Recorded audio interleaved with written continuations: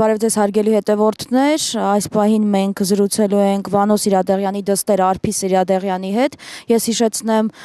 նրա եղբայրը Դավիթ Սիրադեղյանը այս պահին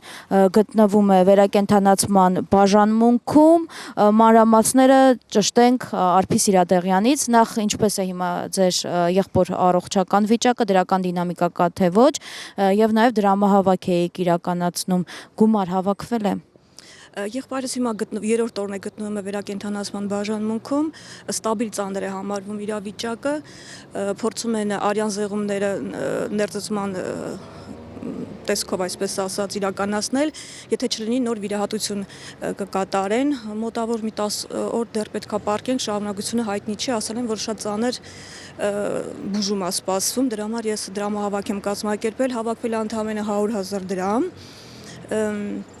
Ես տնօրինությանը խնդրել եմ մնացածը ընթացքում վճարել, որովհետև վիճակի չեմ, ես ինքս հիվանդ եմ ու չեմ աշխատում այս պահին։ Դա ամսի 27-ին նա դիմել է հիվանդանոց չեն ընդունել, նա մնացել է հիվանդանոցի տարածքում 2 օր, ոստիկանությունն է գտել իրան, այսինքն նրան անգիտակից տեղափոխել են հիվանդանոց, միգուցե այստեղ ուշքի է եկել, տեսել են խմած է, հիվանդանոցը չի ընդունել, որի պատճառով հիվանդը մնացել է դրսում 2 օր։ Ցնցում ա եղել եւ անգիտակից ընկած ա եղել Նարդոս փողոցի վրա, այդպես ասեցին ինձ, ովքեր որ շտապօգնություն են կանչել։ Ասեցին, որ կանգնած տեղը ընկել է, չգիտեմ, միգուցե խաբում են, չեմ կարող ասել, ասեցին, որ խմած էր ու ընկել է այդպես այդքանը, բայց ինքը ցնցումով հայտնվել է հիվանդանոցում, իրան չեն ընդունել, հիվանդանոցը չի ընդունել։ Հանրապետական։ Հիմա այստեղ համավճարով է մի մասը կարողացել եք ամսի 3-ին ես նորից իրան Մարինա Խաչատրյանի շնորհիվ եւ Ռուզաննայի, ով այդ օրը հերթապահ էր, այդ օրը մոտեցել ենք եւ այդ օրը պարկացրել են, որտեվ շտապ էր այդպես է կոչվում, էլի չգիտեմ իրանց անունները ինչպես են ասում, շտապ համավճարով պարկեցրել են հիվանդանոցը։ Ես ուզում եմ